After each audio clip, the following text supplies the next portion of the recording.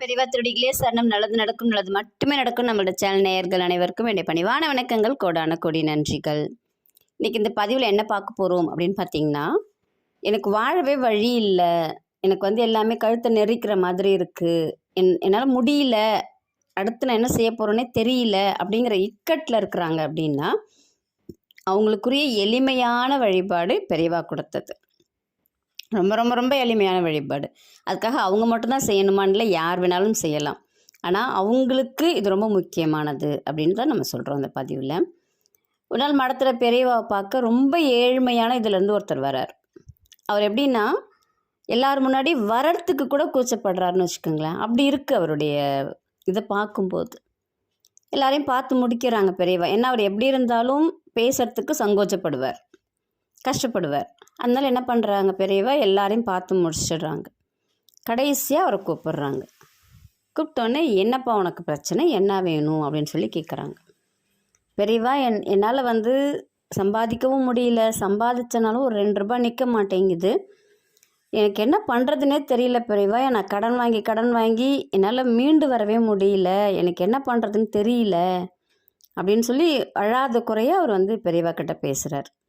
எனக்கு வாழ்க்கையே வெறுத்து போச்சு அப்படின்னு பேசும்போது பெரியவா அப்போல்லாம் மனசை தளரக்கூடாது, உனக்கு எளிமையான வழிகள் சொல்லித்தரேன், உன்னால் எதை முடியுமோ நீ செஞ்சுக்கோ அப்படின்னு சொல்லிட்டு அவருக்கு சொல்கிறாங்க.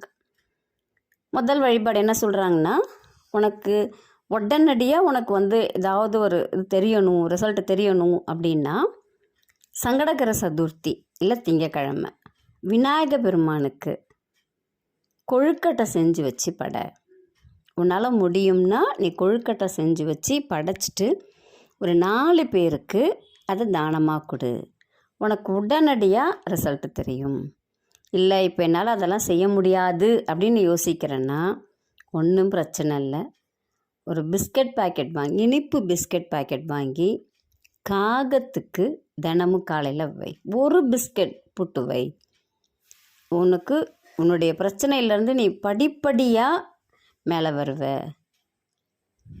எறும்புக்கு அரிசியும் வெல்லமும் கலந்து பிள்ளையார் கோயிலில் போடு, இல்லை எங்கே எறும்பு வரும்னு தோணுதோ அங்கே நீ போட்டுட்டு வா, உன் பிரச்சனைகள் எல்லாம் கரைஞ்சு போயிடும், உடனடியாக உனக்கு தெரியும்.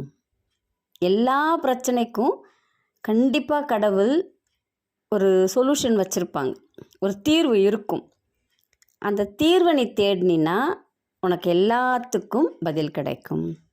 இதில் உன்னால் எதை செய்ய முடியுமோ நீ செஞ்சு நீ மீண்டு வந்துடுவோம் பிரச்சனையிலேருந்து அப்படின்னு சொல்லிட்டு அந்த ஏழைக்கு சொல்கிறாங்க பெரியவா. இது எல்லாருக்குமானது, எல்லாருக்கும் இது மாதிரி ஒரு காலகட்டங்கள் வரும். கண்டிப்பாக நம்ம வீட்டில் அரிசி வச்சுருப்போம், வெல்லம் வச்சுருப்போம், இது இல்லாமல் எந்த வீடுமே இருக்காது. இதை கலந்தாவது நம்ம என்ன பண்ணலாம் அப்படின்னா, எறும்புகளுக்கு கொடுத்துட்டு வரலாம்.